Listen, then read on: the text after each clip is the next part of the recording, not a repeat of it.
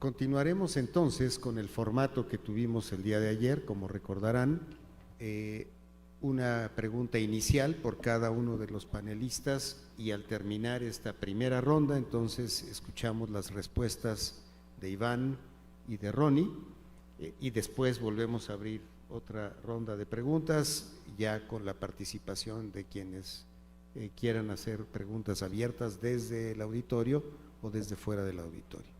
Le cedo la conducción por unos minutos al doctor Fajardo.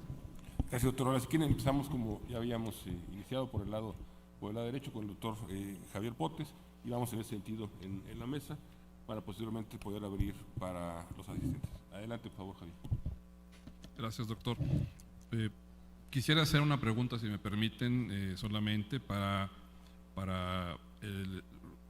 Chile, para el país de Chile, que nos presentó dentro de su presentación, hablaba de que el sistema de salud o el diseño del sistema de salud, de alguna forma en el punto 7 de su última pantalla, hablaba de no delegarle o no darle ese poder al ministro de Salud del diseño, sino más bien de la discusión del mismo, así lo entendí. Lo veríamos esto en una posición donde este diseño del sistema o el rediseño del sistema tiene que ser colaborativo con la sociedad civil, con el sector privado y diferentes actores, lo público también, y no solamente el Ministerio de Salud, así lo entendí.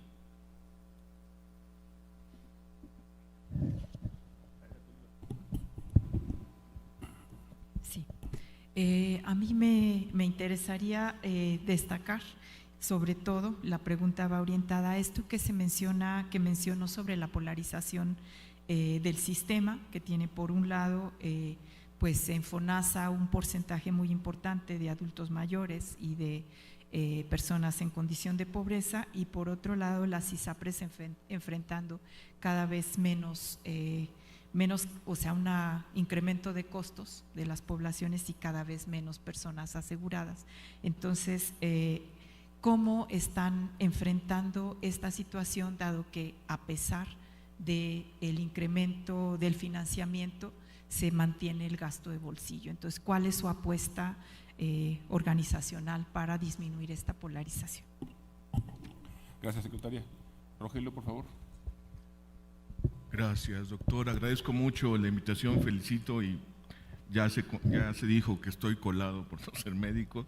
Mi pregunta, sobre todo para Iván, pero también me gustaría escuchar a Ronnie, tiene que ver con cuál es su reflexión, cómo lograr, cómo avanzar a una real cobertura universal de un mismo, no de una misma calidad, porque eso puede ser difícil, pero un mismo paquete de atenciones garantizadas para toda la población sin distinción, partiendo de sistemas que están segmentados, como entiendo que estaba Colombia y quizás sigue, y como entiendo clarito que está Chile, si entendí bien, y como está México, y donde la segmentación tiene que ver con una condición que no tiene nada que ver con la salud, absolutamente nada, que es qué tipo de trabajo tienes, y si en ese trabajo te afilian a la seguridad social, entonces tienes un acceso, un paquete, una manera, y si no estás en eso en cualquier otra situación mal llamada informal,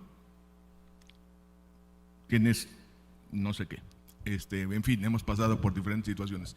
Y el punto es que esos dos grupos de población no son dos grupos de población distintos, son dos situaciones distintas de las mismas personas durante su ciclo de vida.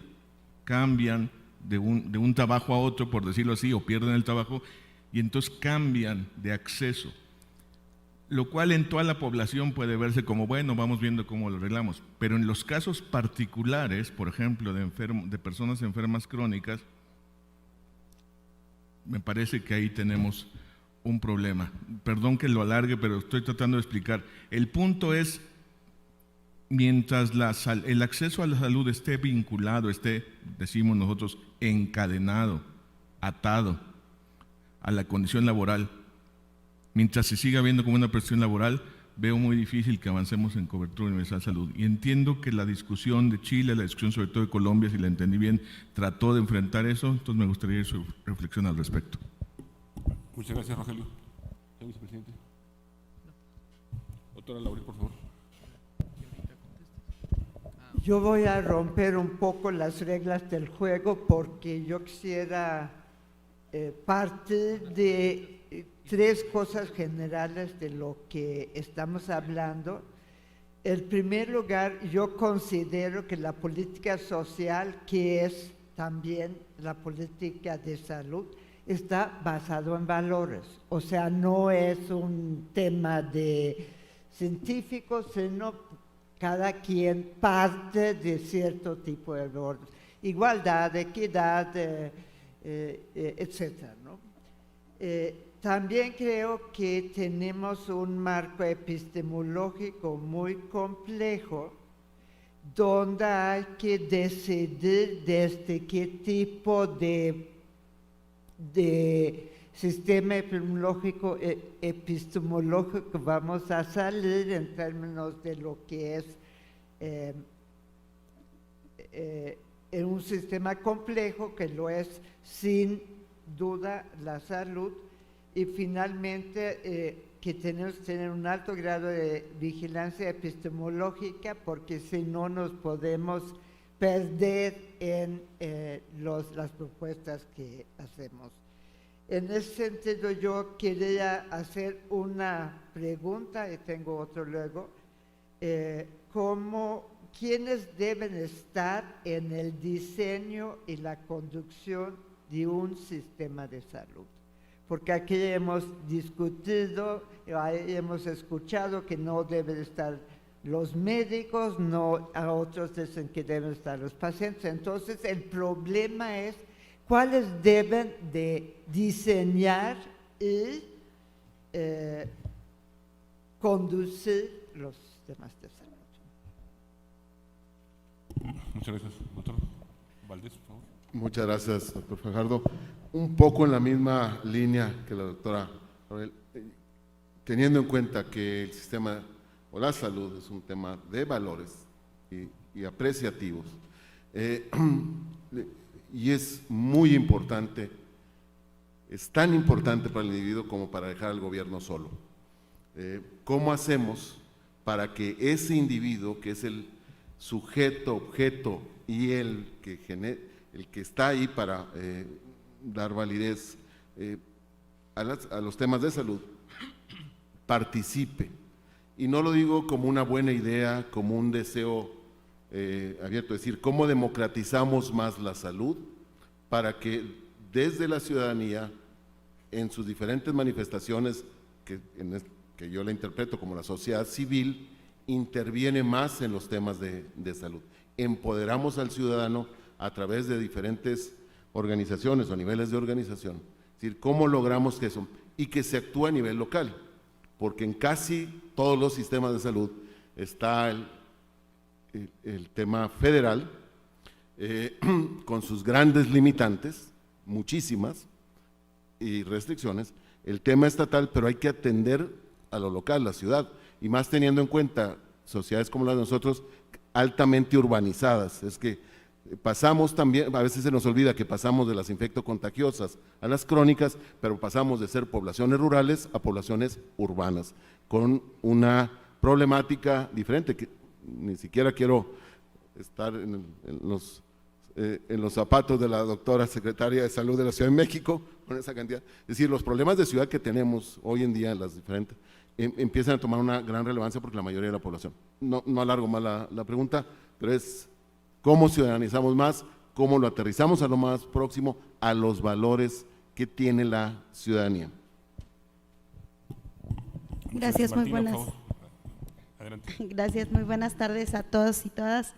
Al doctor González, preguntar, hablaba usted, doctor, que en la reforma que hubo en el 93 y que sigue vigente, es un sistema donde hay un aseguramiento universal y un punto fundamental, creo yo, es el tema de la descentralización.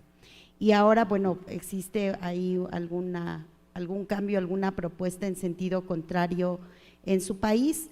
¿Usted qué opinaría de permanecer en este marco, en este contexto de descentralización? Muchas gracias, Martina. Si quieren, empezamos con Ronnie, y regresamos contigo. Adelante, Ronnie, por favor. Un millón de gracias por las preguntas. Voy a seguir el orden de las personas que hacen las intervenciones, ¿no?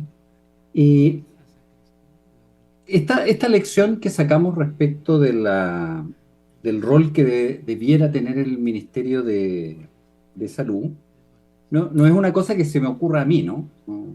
Yo lo que estoy haciendo es más bien relatando y tratando de documentar la estrategia que tuvo en su momento la concertación y en particular el gobierno del presidente Lagos. En ese momento, el presidente Lagos hace suya la reforma de salud a través de un discurso que realiza en uno de los hospitales emblemáticos en la región metropolitana y se compromete con el proceso de reforma, ¿no? sin que este todavía estuviera delineado. Y nombra como ministra de Salud a Michelle Bachelet, que posteriormente va a ser presidenta 2 veces en Chile, y nombra a cargo de la Comisión de Reforma al doctor Sandoval, que era su consejero y amigo personal en materia de salud. Y por lo tanto se genera una pugna política muy fuerte, porque el rol tradicional que por lo menos en mi país tiene el Ministerio de Salud es cautelar el funcionamiento del sistema, de toda la red pública, de todos los programas, coordinar la atención primaria, coordinar la referencia, y por lo tanto, en particular, el Ministerio está atrapado en la operación del día a día del sistema. Y cuando uno hace una reforma, uno tiene que tomar un poco de distancia respecto de los problemas de gestión domésticos y tratar de tener una visión de país más amplia y hacer una conversación con las distintas fuerzas políticas y con los distintos actores. Y en ese momento se consideró de que era mejor hacerlo a través de esta comisión de reforma. Comisión de reforma que se juntó con todos los partidos políticos, que se juntó con los colegios, con sociedades científicas a nivel nacional y regional, y que finalmente dio origen a la propuesta de diseño de la reforma del GES. En ese momento, la ministra Bachelet se opuso a las conclusiones de la reforma que había sacado el presidente Lagos, y el presidente sencillamente la sacó de la cartera de salud y la movió a la cartera de defensa. Cosa que para ella fue muy bueno porque la catapultó posteriormente a la presidencia. Y puso a una persona que era un doctor y un líder a nivel de la gestión hospitalaria y que tenía muy buena llegada con los pacientes, que ustedes deben conocer, que era el doctor Artaza. Y el doctor Artaza tuvo a su cargo la negociación política de las leyes del GES en la primera fase, ¿no? Por lo tanto, yo les cuento un poco cuál es la experiencia. Esto tiene pros, tiene contras. Sin embargo, en el caso nuestro, de fuerzas muy polarizadas en un ambiente democrático, nos funcionó. Ahora, lo cual me lleva a la segunda pregunta, que tiene que ver con esta polarización entre FONASA e ISAPRE. Yo diría que la polarización no es entre FONASA e ISAPRE, sino que más bien es entre ISAPRE y los gremios y partidos que sostienen el aparato público prestador, donde más bien la posición de FONASA ha sido tratar de articular soluciones para el grueso de la población, independientemente de las posiciones políticas más extremas de estos bandos, ¿no? Evidentemente hay una desigualdad fuerte en términos de los gastos per cápita entre ISAPRE y FONASA, pero yo diría que hay algunos fenómenos que han ido disminuyendo esa brecha. El primero, que ya conversamos en la exposición, es el fuerte aporte fiscal que hizo el Estado durante la reforma GES, que permitió equilibrar y cortar las brechas entre FONASA y ISAPRE, ¿no? De hecho, hoy día, si uno saca los componentes de licencia médica y los demás, la diferencial no era la que se observaba hace 10 o 20 años. hoy día tenemos diferenciales que podríamos colocar en alrededor de un 20%, que hacen factible que con un esfuerzo fiscal adicional o con aumentos en la tasa de cotización podamos conversar en términos de un fondo único o de un fondo de compensación, que es lo que está pasando en el país. El otro elemento que contribuyó a esto fue el aumento de costos en el sector público, que encareció las atenciones, y hoy día se ha estado produciendo por los problemas financieros en el sector ISAPRE una migración muy fuerte, de tal manera que se va disminuyendo el mercado de población que puede pagar los planes privados, producto del alza de costos, lo cual ha presionado fuertemente a la industria de seguros privados a cambiar sus modelos o está presionando fuertemente a cambiar sus modelos de negocio basados en riesgo individual y abrirse hoy día a la administración de riesgos solidarios, ¿no?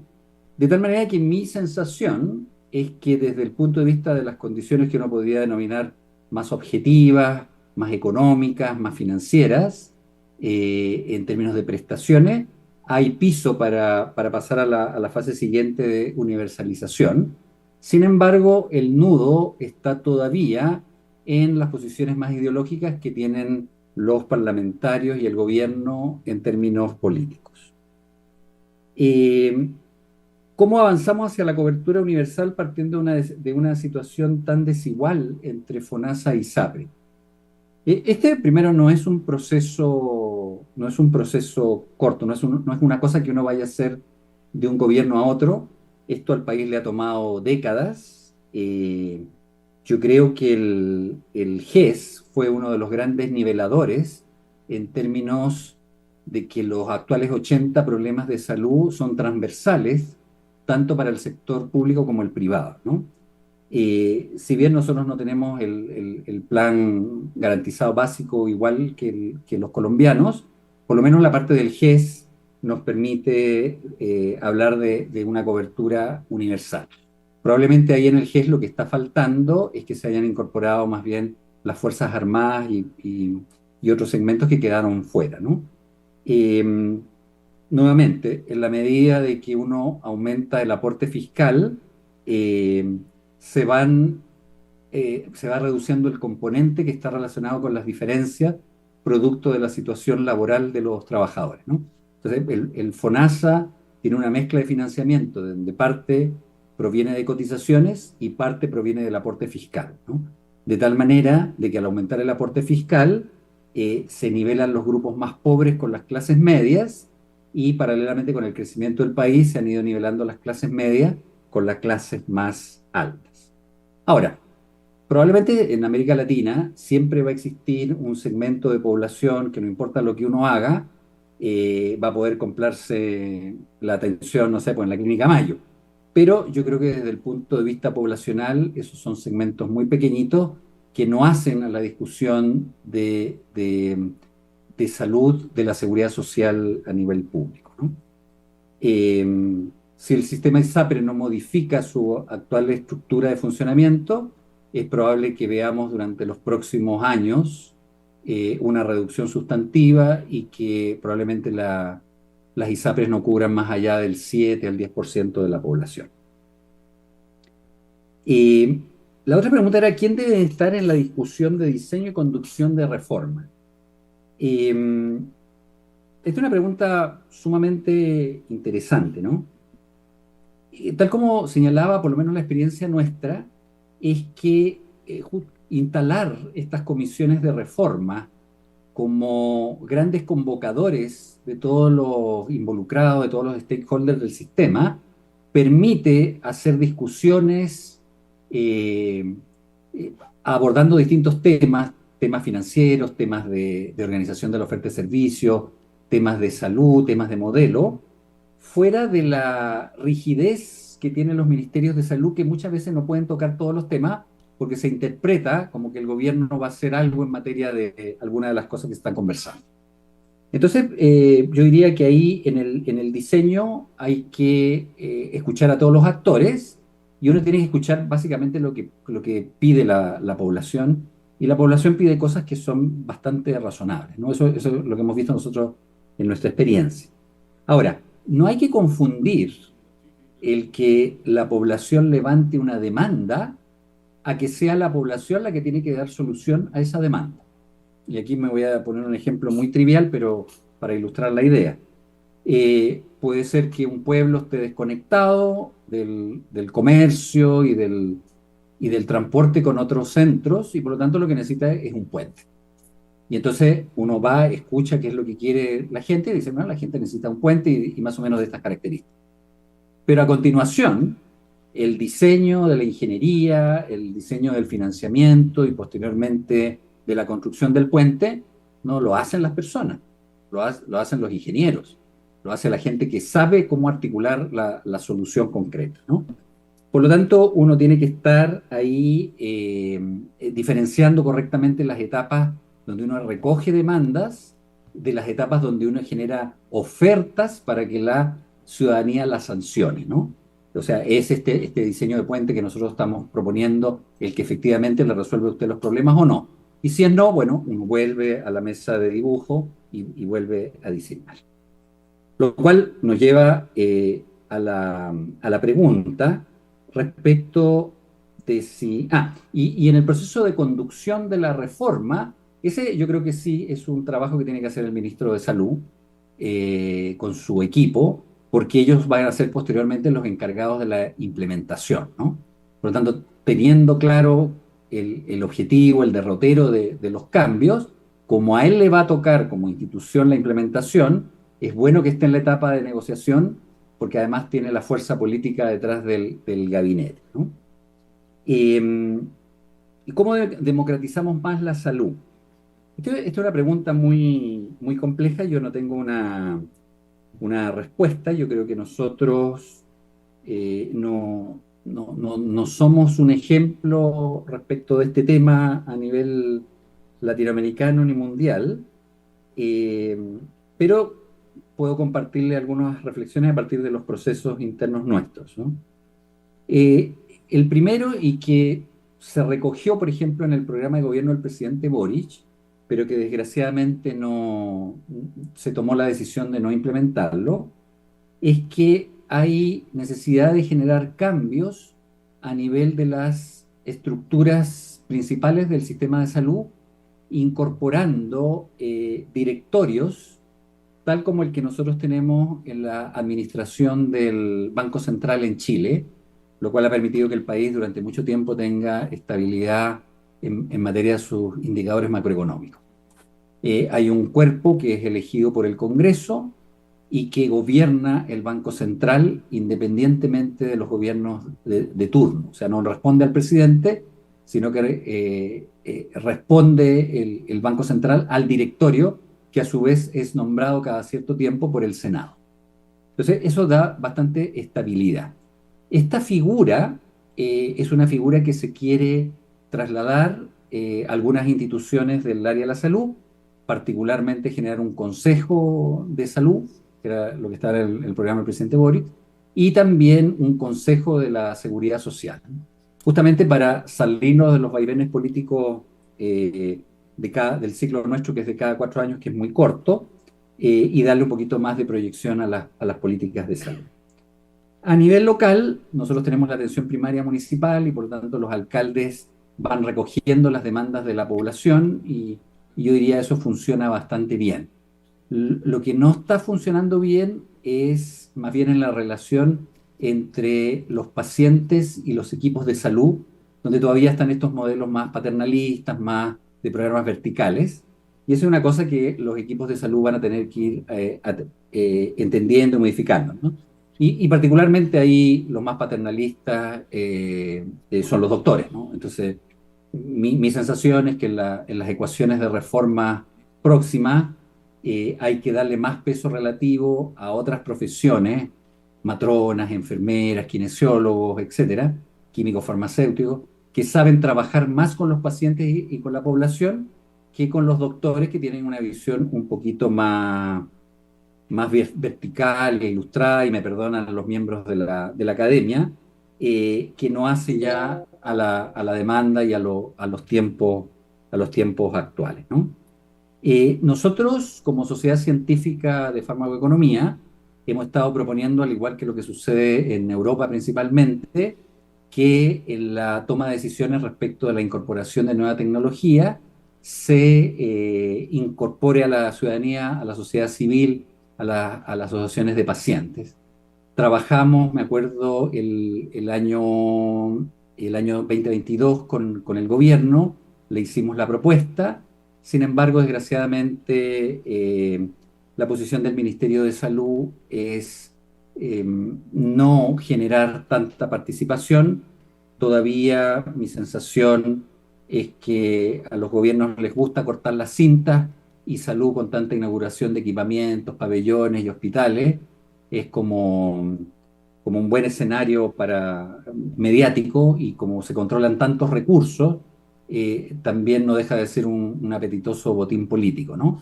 Por lo tanto, ahí tenemos nosotros la misión, y eso es lo que estamos impulsando desde la academia fuertemente y de nuestra sociedad científica, es abrirle más espacios a las personas, a las organizaciones civiles, para que hagan un mayor control social y una mayor rendición de cuentas en el sistema de salud. Muchas gracias.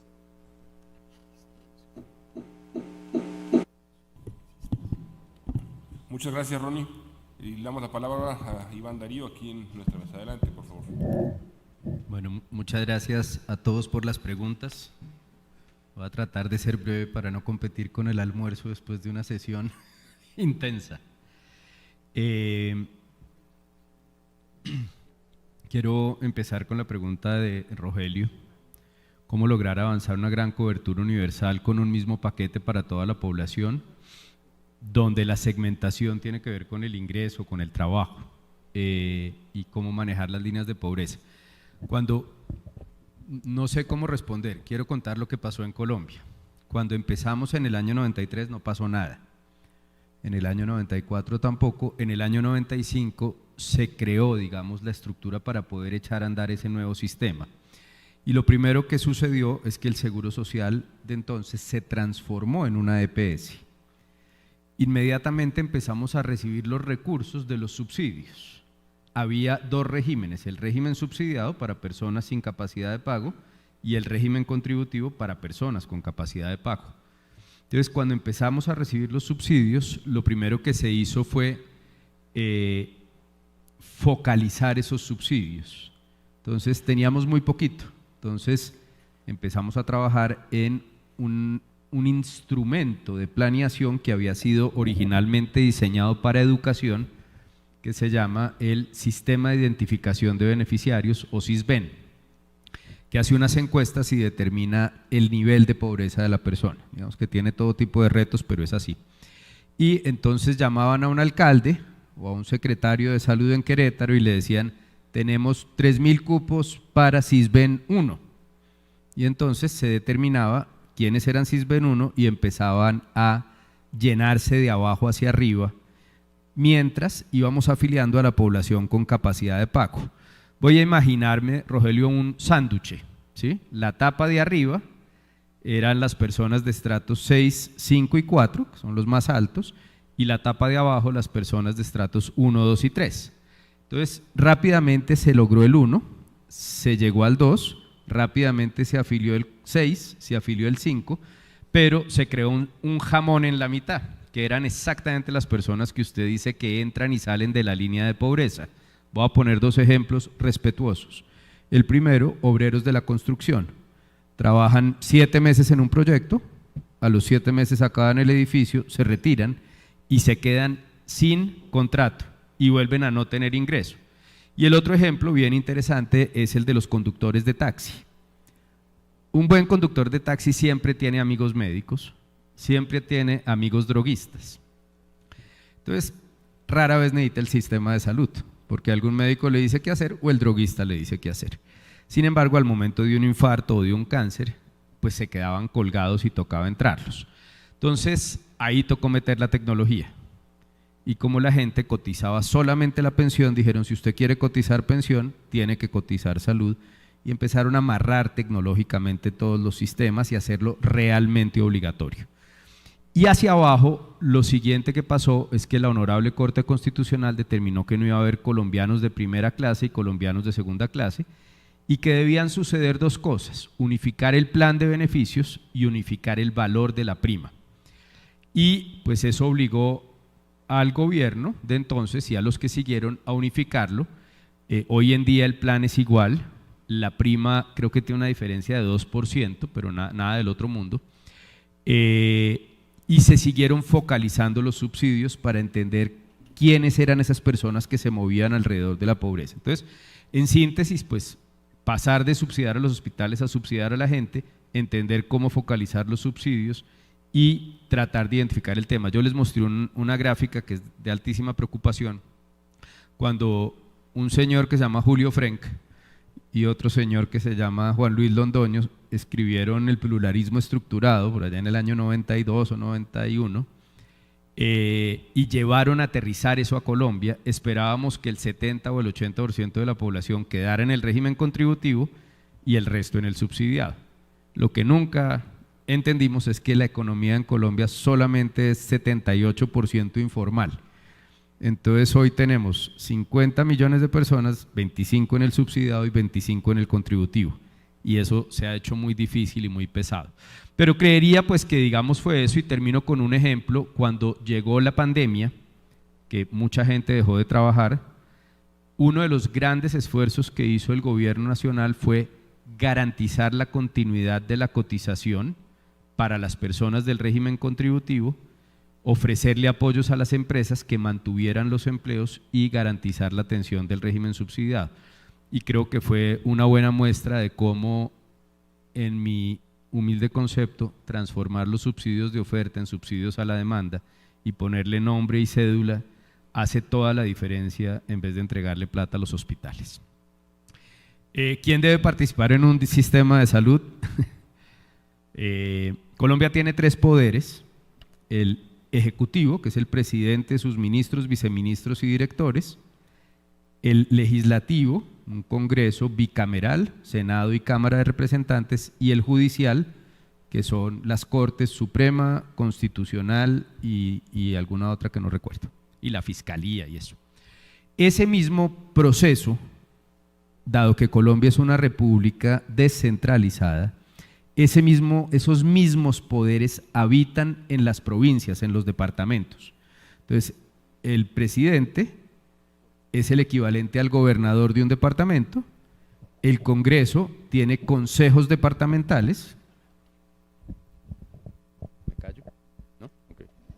tiene asambleas departamentales, y los departamentos tienen tribunales de justicia. Y eso mismo llega a los territorios, localidades o municipios donde el presidente o la cabeza del ejecutivo es el alcalde, el poder legislativo es el consejo municipal y el poder judicial son los juzgados municipales. Entonces, la percepción que yo tengo es que todas las reformas de salud en el mundo son políticas. Nosotros tratamos de volverlas técnicas, pero todas son políticas porque tienen tres elementos críticos, que son el poder y la toma de decisiones, el recurso y el manejo de la salud de la gente, y eso genera mucha ambición política. De modo que yo creo que uno de los grandes aprendizajes que debemos avanzar en las próximas décadas es cómo garantizar que haya legitimidad política, pero que se lidere desde la lógica técnica y no desde los intereses de la política. En ese orden de ideas, yo creo que es muy importante que todas las personas participen de las reformas de salud. Yo creo que no hemos logrado empoderar a las personas de la salud.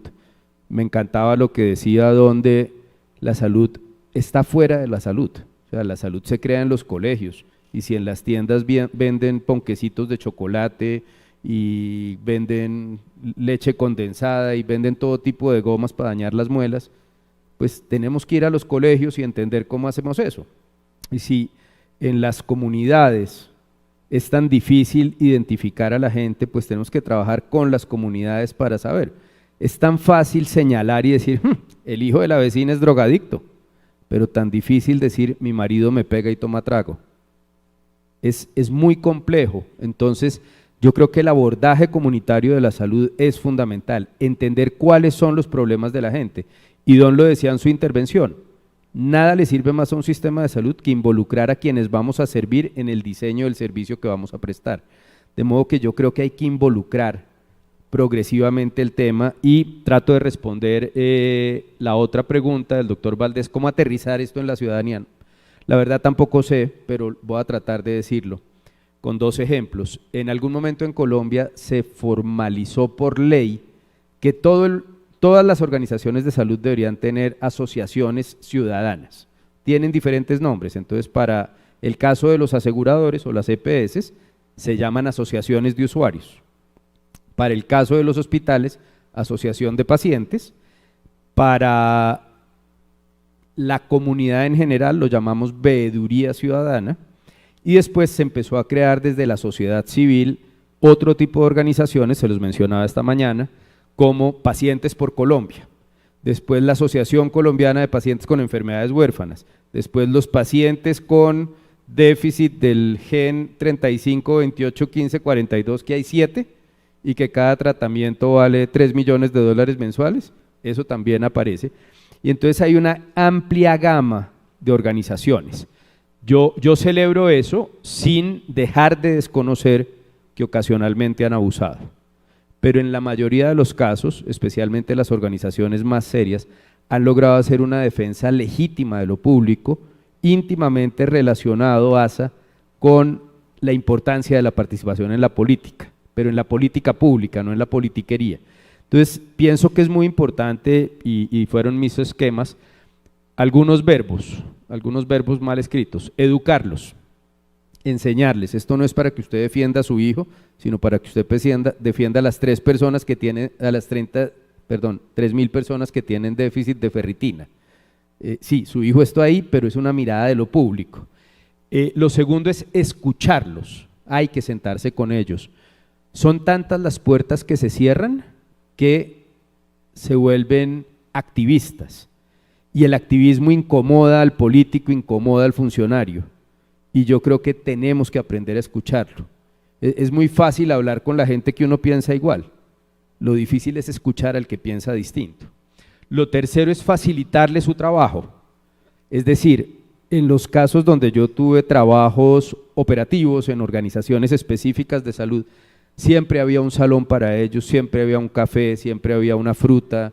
No era que les diéramos plata, pero facilitábamos su trabajo y algunas iniciativas las trabajamos con ellos. Eso ha sido bonito. Y generar tensiones creativas, porque no se trata tampoco de volverlos un comité de aplausos, sino generar tensiones creativas. Oiga, ¿qué está fallando? Y para eso es muy importante ofrecer insumos que hagan parte de los sistemas de mejoramiento. Entonces, analicemos con ellos las encuestas.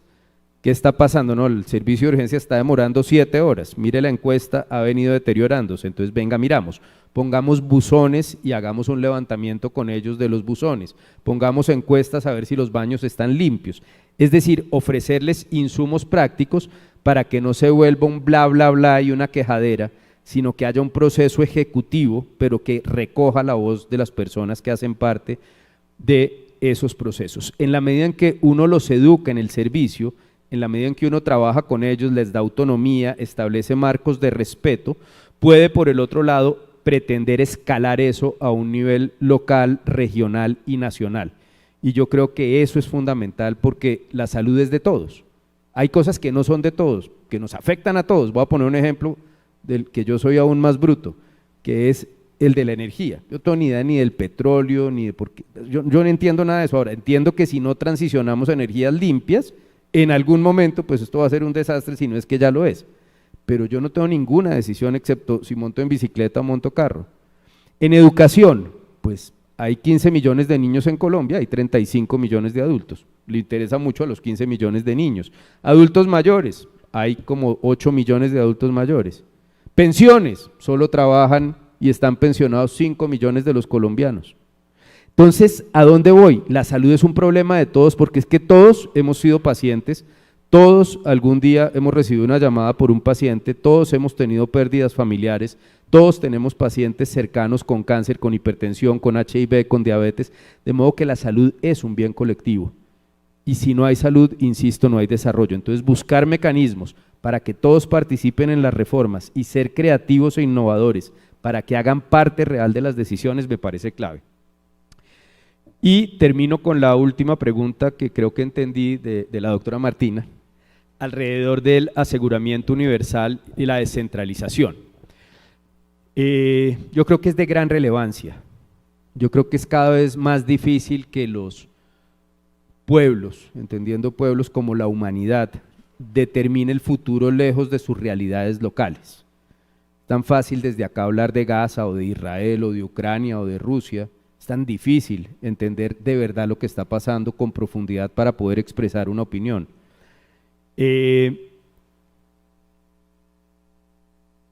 Como les decía hace un momento, todos nuestros sectores son descentralizados, todos nuestros poderes son descentralizados, pero solo hay dos sectores que son totalmente descentralizados, que son salud y educación. Los demás funcionan desde el gobierno central en gran medida. En ese orden de ideas, cuando uno llega al Ministerio de Salud en Colombia y dice, ¿qué machera? Hay un ministro, no mentiras, hay 1200. Cada secretario de salud local, cada secretario de salud departamental es ministro de salud, ¿sí?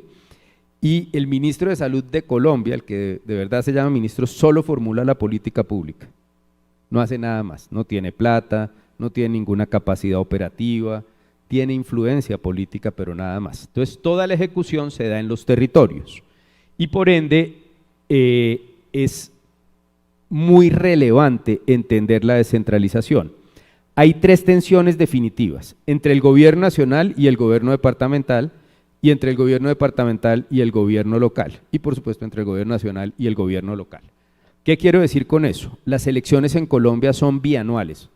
Cada 2 años elegimos presidente, cada 2 años hay elecciones, cada 4 elegimos presidente y en la mitad elegimos Congreso y gobernadores y alcaldes. Entonces son gobernadores y alcaldes, acaba de pasar, empiezan casi 2 años después del presidente y presidente y Congreso tienen 2 años de nuevos gobernadores y terminan 2 años antes de los gobernadores. Todos a la hora de los votos, todos son amigos o todos son enemigos y ahí no hay problema. El problema es cuando los amigos en peleas de comadres se saben verdades y se vuelven enemigos. Entonces, un gobernador con un alcalde que fue aliado y se vuelven enemigos políticos, hay un bloqueo. Si a eso usted le suma lo que acaba de pasar, que es vergonzoso, pero pasó y lo cuento, es una noticia relevante. El presidente de Colombia, el presidente Petro, solo invitó a 16 gobernadores de los 32 que son sus aliados a la Casa de Nariño, que es nuestra casa de gobierno. No invitó a los que no eran aliados de él políticamente. Entonces uno dice, o sea que es un presidente que solo va a gobernar con amigos y esos otros 16 gobernadores, ¿qué? Y voy a meterle un nivel de complejidad adicional. El hospital público en Colombia es autónomo. Son 932 y cada uno tiene su propio gobierno, su propio gerente, su propio patrimonio y su propia, digamos, figura jurídica. ¿Quién designa al director del hospital? Si es de alto o mediano nivel, el gobernador, y si es de bajo nivel de complejidad, el alcalde. Ahí también hay peleas. Entonces, se puede armar un nudo ciego en la política de los diferentes niveles. Voy a poner un ejemplo que espero no aburrirlos mucho, pero es muy fácil. En Colombia el puerto más importante sobre el Pacífico se llama Buenaventura. Queda en una zona tremendamente peligrosa. Es muy cerca a Tumaco y voy a contar una experiencia real, porque fue así y ya 4 años después, ¿qué importa? Algún día fui a visitar ese hospital y me dijeron, nos toca salir antes de las 5 de la tarde. Y yo dije, ¿por qué? ¿Dónde es eso? Y me dijeron, no, es que hubo un estudio en donde por un tsunami el hospital queda a 8 kilómetros de la ciudad. Y yo, ok. ¿Y qué hace uno si se parte una pata, si se enferma a las 2 de la mañana? Ah, no, pues lo del tsunami no le va a llegar, pero el paciente a las 2 de la mañana tampoco. Porque el hospital, por unos temas políticos, no voy a usar otra palabra, lo hicieron allá. Y bueno, pues tratemos de correr. Y me dicen, no, es que no podemos salir después de las 6. Y me da pena lo que voy a decir, pero fue cierto. Me dijeron, es que ese hospital lo controla aliados del cartel de Sinaloa, porque Buenaventura es una zona que queda al sur del país donde se producen muchas cosas y ha cambiado el proceso. Era dramática la situación, tanto en Tumaco como en Buenaventura, pero finalmente todo se concentró en Buenaventura, y Buenaventura es una ciudad con unas islas. Una de esas islas tiene un puente que se llama el Puente del Piñal. El alcalde, exalcalde de Buenaventura, estaba escondido entre el hospital, en un pabellón donde hacían fiestas, con todo tipo de desbordes. El director del hospital era una ficha de esta gente, y se acabaron las atenciones en el único hospital en un sitio inhóspito, espantoso, del principal puerto de Buenaventura.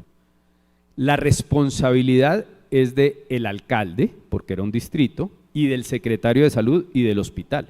Ellos tenían que poner del director del hospital a funcionar el hospital, pero tuvieron a bien bloquear el Puente del Piñal, que es por donde se mueve toda la carga del Pacífico colombiano para el interior del país. Inmediatamente el problema dejó de ser del alcalde, del director, y se volvió un problema del presidente, del ministro y del gobierno nacional. Entonces, ¿a dónde voy, Martina? A que la responsabilidad de la ejecución es local, en competencias y recursos, pero es imposible abstraer la responsabilidad política del ámbito nacional. Y yo a veces me levantaba y decía, uy, yo quisiera manejar los 900 hospitales y comprar los medicamentos, y me quedaba quieto 5 minutos y se me quitaba, porque realmente sería imposible tratar de romper ese esquema de descentralización. Por esa razón creo que lo mejor que podemos hacer es seguir avanzando en aprender cómo entregar responsabilidades locales y cómo quitarlas, porque cuando hay un funcionario corrupto, cuando hay un funcionario incompetente, deberíamos tener instrumentos para quitarlas. En Colombia lo llamamos la intervención, y hay una institución que se llama la Superintendencia Nacional de Salud, que puede intervenir un hospital y se la quita al gobierno local o departamental. El problema es que, de acuerdo con la literatura, muy pocos hospitales intervenidos salen, porque ahí también hay un intenso trabajo político y hay muchísima corrupción. Entonces creo que hay que seguir avanzando. Con esto termino. Me parece que las conferencias han sido fabulosas, y hay dos cosas que se han mencionado sistemáticamente desde ayer: sistemas basados en valor, con el concepto de valor que uno define, en este caso la triple meta o la quíntuple meta, confianza de los ciudadanos en los sistemas, pero yo creo que nos falta algo más: orgullo del talento humano y orgullo de los ciudadanos por sus sistemas de salud. Yo creo que debemos trabajar en eso. Es distinto el metro de Washington que el metro de Nueva York, muy distintos. En el uno los ciudadanos sienten orgullo por él, y en el otro está tan sucio y tan deteriorado que es un tema de identidad distinto al orgullo. Uno se cuida muchísimo, el otro se cuida poco. Lo mismo pasa en los hospitales públicos: un hospital limpio, un hospital donde la gente sonríe, un hospital donde la gente es bien recibida, es un hospital que la comunidad cuida. Un hospital sucio, un hospital donde todo el mundo hace mala cara, donde no hay insumos, se vuelve un antro rápidamente. Entonces creo que con eso termino: valor, confianza y orgullo. Muchas gracias, Iván. Muchas gracias, Ronnie. Tenemos tiempo para comentarios y preguntas de la gente que nos está siguiendo a través de las diferentes redes y, por supuesto, en este auditorio. El doctor Juan Garza no ha levantado la mano, pero ayer me comentó que él quería hacer un comentario. Cuando estés listo, Juan, si nos haces favor de levantar la mano, por favor, para darte la palabra. Y aquí Javier Tello había pedido la palabra, así que adelante, por favor, Javier.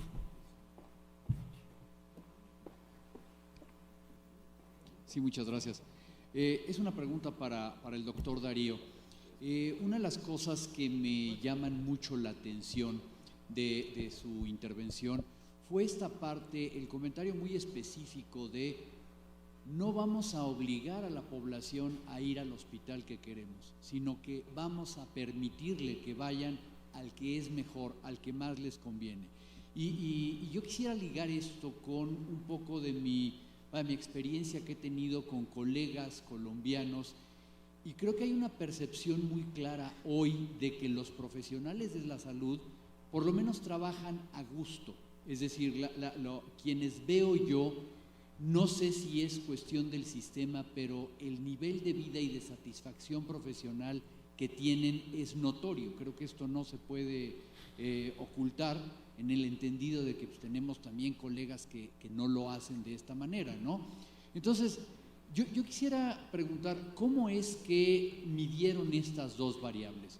¿Cómo darle al paciente lo que requiere y lo que necesita y no lo que le queremos dar o lo queremos obligar? ¿Y cómo mantenemos la satisfacción de los médicos y de los profesionales de la salud? Muchas gracias. Son dos, voy a tratar de pararme en dos cosas distintas. Cuando yo subsidio el hospital donde vivo y funciono a través de listados censales, entonces llego al hospital y ahí me atienden. Si ese hospital está funcionando mal, si es de esos hospitales sucios, con gente mal encarada, donde no hay insumos, yo estoy condenado a permanecer allí, ¿sí? La gran transformación en Colombia, y desafortunadamente hemos perdido el debate, es que dejamos de darle la plata al hospital y se la dimos a cada persona, y se la damos a través de esto, de un carnet que dice que yo tengo acá en esta tarjetica de crédito, por así decirlo, $300 y puedo comprar servicios donde yo quiera. ¿Qué pasa? Yo tuve la oportunidad en esos 2 años de visitar más de 160 hospitales públicos. Hay hospitales dentro de la misma provincia, un hospital pintado, con la gente sonriendo, alegre, lleno de insumos, que huele rico, y 20 kilómetros después, en otro pueblo, un hospital sucio, lleno de manchas de sangre en el piso, con las puertas dañadas, con los vidrios rotos. El primer hospital es donde yo quiero que me atiendan. Si yo tengo la plata, yo puedo ir a ese hospital. Si yo tengo que ir obligado al otro, porque estoy asociado a un listado censal, pues no puedo escoger lo mejor. Entonces, hubo una transformación profunda, de la que no hablé antes, pero le quiero hablar ahora, en el año 94, y es que el hospital público, que se llamaba así, dejó de llamarse hospital público y se volvió empresa social del Estado, y tenía que competir para ofrecer buenos servicios para que la gente escogiera ir allá. Esa fue una transformación importante. Yo diría, yo soy profundamente creyente del hospital público. Hay países que abolieron los hospitales públicos, en países donde los hospitales públicos no existe. Yo no solo creo en ellos, sino creo que hay que rescatar el hospital público como valor de lo esencial. Esos hospitales públicos de los 932, no tengo un ejercicio, pero hay más o menos unos 50 que funcionan muy mal. Hay unos 300 que funcionan relativamente mal, pero el resto funcionan bastante bien, y hay 15 acreditados bajo un modelo ISCUA. Entonces, cuando usted le da los insumos y la gente se apropia del hospital, la gente quiere ir a comprar servicios de salud allá, y yo creo que esa es la clave, y esa es la diferencia entre que me toque y que yo quiera. ¿Dónde estuvo el problema en Colombia? Que la red la terminó armando la EPS y no siempre involucraron al hospital público, o no siempre lo involucraron bien. Entonces creo que ahí hay un tema, digamos, interesante de seguir pensando, pero como dije antes, sigo creyendo que la mejor opción es empoderar a la gente y darle el subsidio a la persona, dar la opción de elegir qué quiere. Esto tiene mucho de filosofía y no me quiero, o de profundo, y no me quiero enredar en eso, pero pues yo creo en la autonomía de las personas. Entonces me parece que el Estado que da y da y da y da y da nunca alcanza. Cuando yo empodero, creo que puede ser mejor. Y con respecto a lo segundo,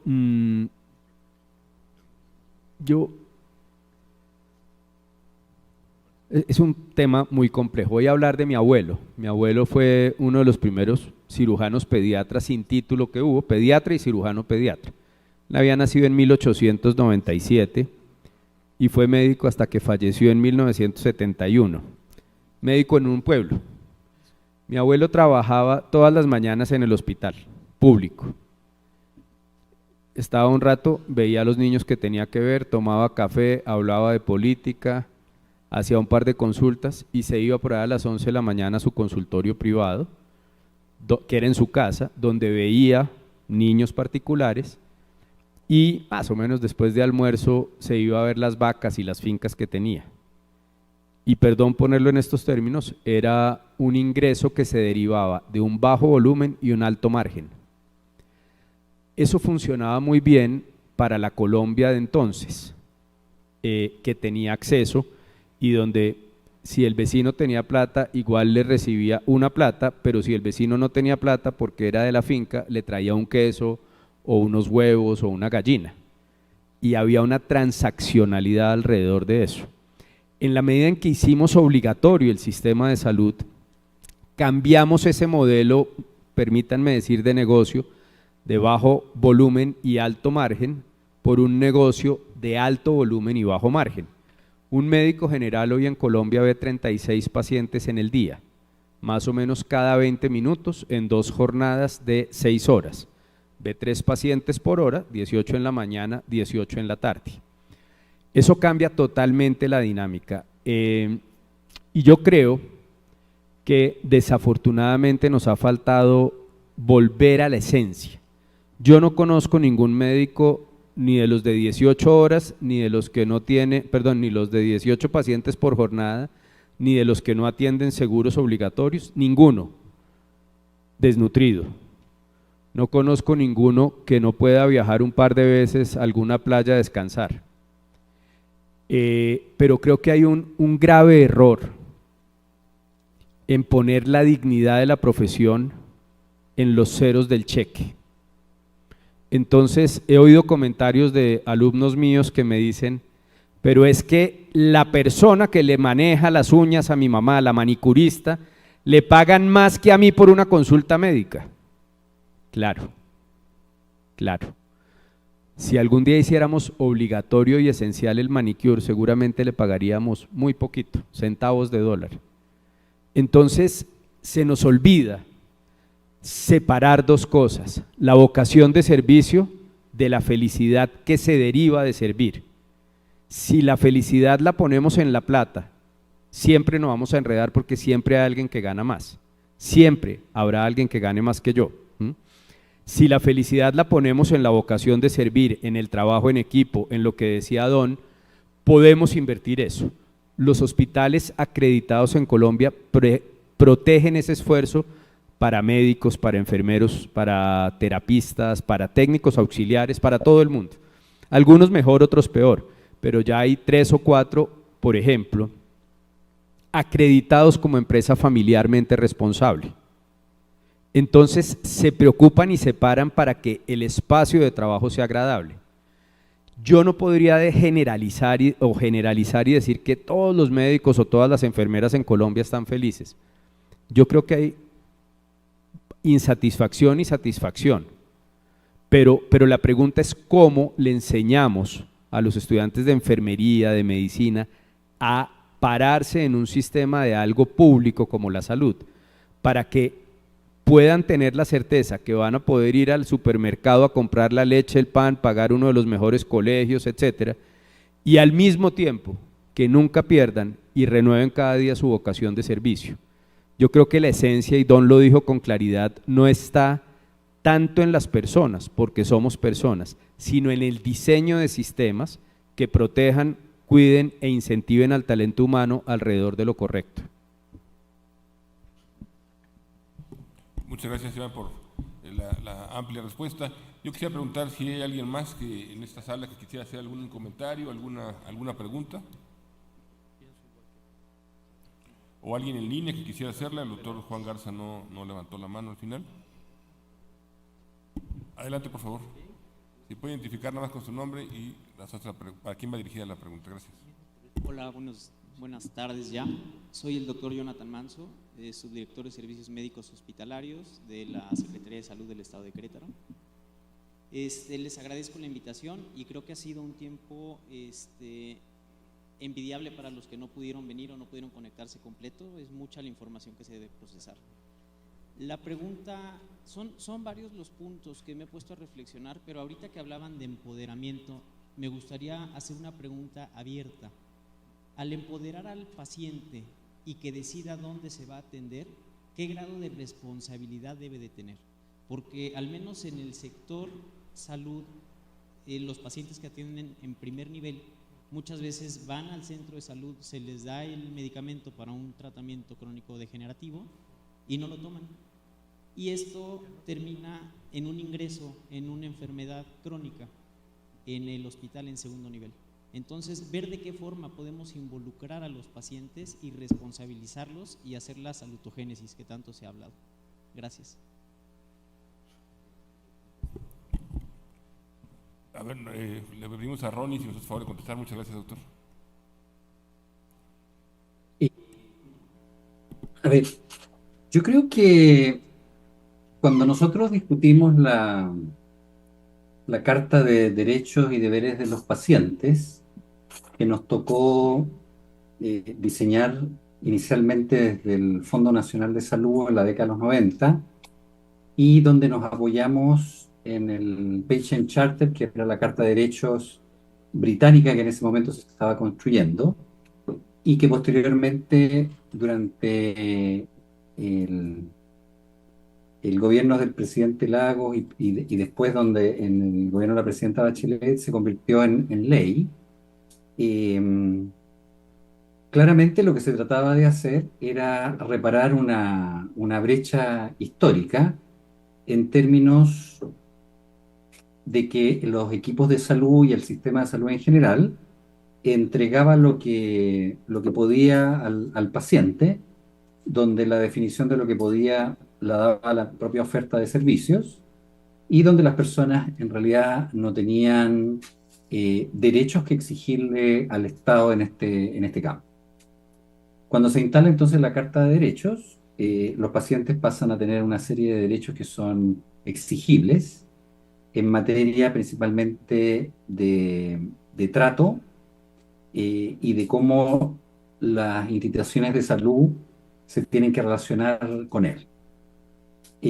Posteriormente, lo que va a ser la reforma del GES y el Plan de Salud Garantizado es extender estos derechos a definir un conjunto de problemas de salud y de atenciones en los cuales las personas van a tener tiempos conocidos para sus intervenciones quirúrgicas, para sus tratamientos médicos, para entrega de medicamentos.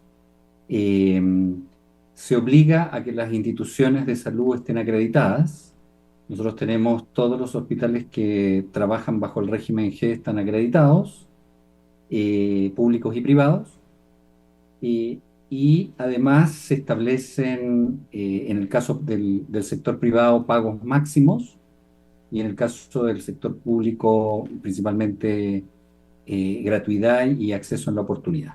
Y por lo tanto se extiende el derecho de la persona para que pueda exigir no solamente temas de relación en su devenir con el sistema de salud, sino que también en materia de oportunidad de acceso a atenciones específicas. Para cautelar eso, se establecen dos sistemas. Uno que es básicamente las oficinas de reclamos que funcionan en todos los establecimientos de salud, las OIRS, donde el sistema está obligado a resolver el problema por la queja que genera el paciente en el régimen de garantías, y si esta no es resuelta por el establecimiento, actúa entonces la Superintendencia de Salud, que interviene y es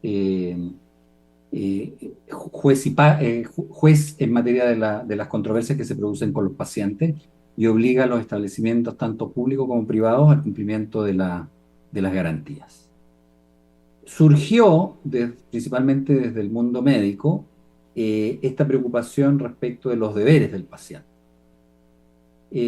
Sin embargo, hay que tener cuidado con esta línea de argumentación, porque más que una línea prospectiva respecto de cómo mejorar la relación de los pacientes con el sistema de salud, aparece como un argumento para no avanzar en esta dirección.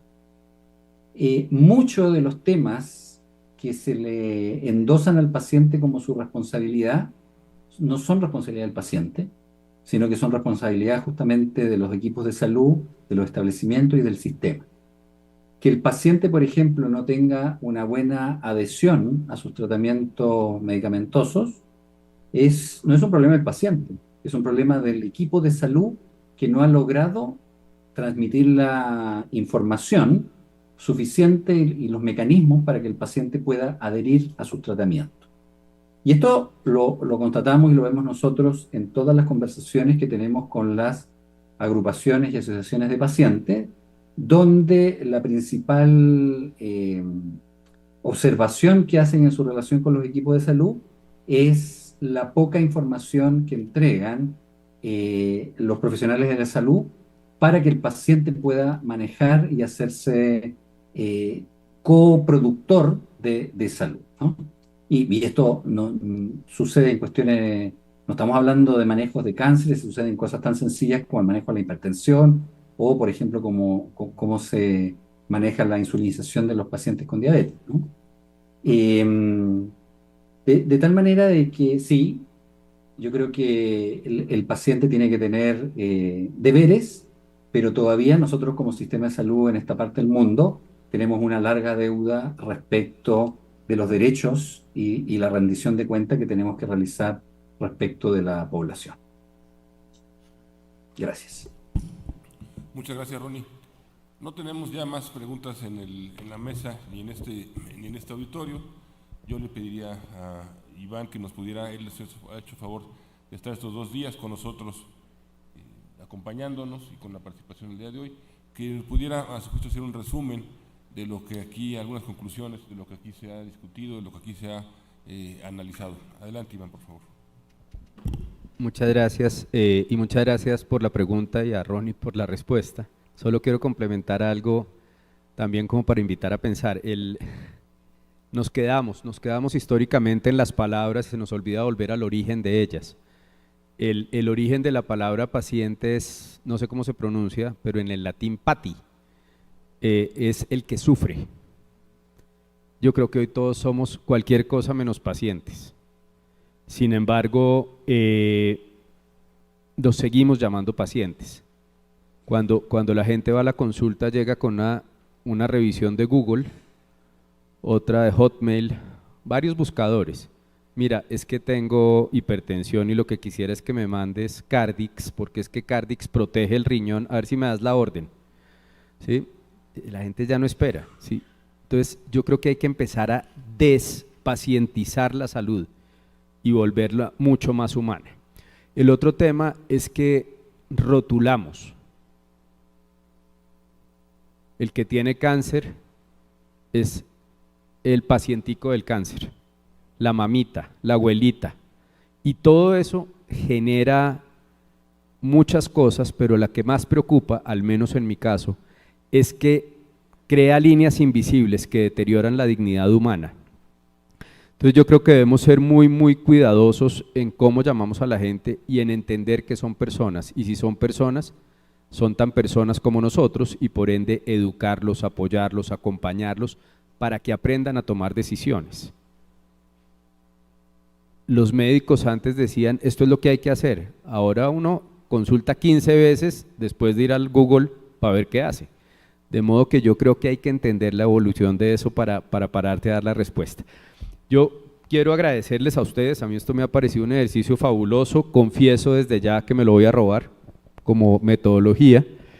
Creo que lo que dijeron ayer el doctor Fajardo y el doctor Ruelas fue fabuloso. Escuchar para preservar y construir, no es un foro para cuestionar, sino para construir. ¿Qué palabras? En un mundo polarizado yo creo que se ha logrado escuchar, se ha logrado preguntar, se ha logrado construir. Y recojo, si no cambiamos el sistema que tenemos diseñado en el siglo XX para atender los problemas del siglo XXI, nos vamos a enredar. Creo que fue fabuloso lo que dijo también Enrique, no se trata de adivinar el futuro, sino de configurarlo. Y acá hay una buena base para avanzar en ella, lo cual implica tener una imagen tan clara del futuro como sea posible. Y partiendo de eso diría, no se trata de prevenir la enfermedad, sino de crear la salud. Entonces, si me salgo del proceso que me pareció fabuloso, yo diría, varias cosas. Primero, sin duda, los sistemas deben evolucionar a sistemas de valor. Cómo cada país defina qué es valor será un tema de futuras conversaciones. Segundo, creo que la salud no está en los hospitales, allí se repara, ni en las oficinas, sino en los hogares, en las comunidades, en los colegios, en las empresas, en las calles, en el medio ambiente. Y debemos ser mucho más inteligentes para seducir a esos sectores a que nos ayuden a preservar la salud. Tercero, creo que en el centro deben estar las personas. Yo estoy tratando de sacar de mi lenguaje palabras como paciente y enfermedad. Y estoy tratando de hablar de personas con condiciones. Y creo pues que vale la pena seguir intentando sin que eso signifique nada distinto a poner a las personas en el centro de los sistemas. Lo otro son los temas de gobernanza, que son tanto el liderazgo, la toma de decisiones y la asignación de recursos, como la participación de las personas que reciben esos servicios en los procesos de diseño de los sistemas de salud. Sin duda, seguiría insistiendo en la atención primaria, pero una atención primaria que recoja lo esencial, no es una pelea de ideologías entre la alta especialización y lo básico, no, es lo que necesite una persona desde que nace hasta alguien que lo acompaña a morir con dignidad. Son las diferentes etapas y los diferentes momentos con atención primaria para el siglo XXI.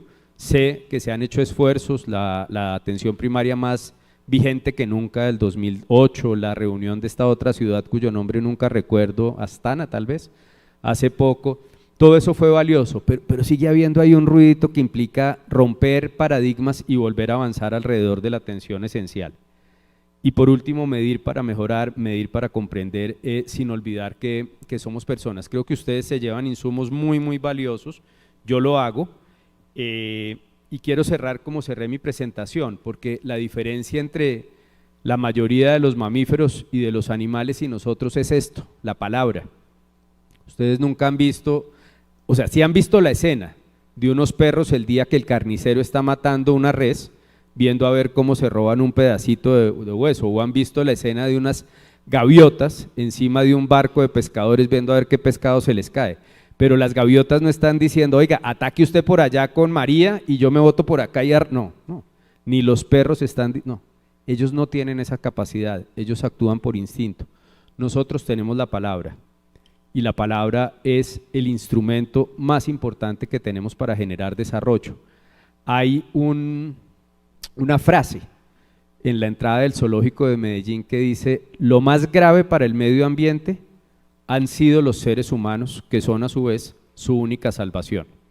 Y yo creo que en salud nos pasa igual, construir conversaciones y liderar las conversaciones para seguir soñando que somos capaces de afrontar lo que viene. Muchas gracias, doctor Fajardo. Al contrario, Iván, muchísimas gracias a ti. Yo para finalizar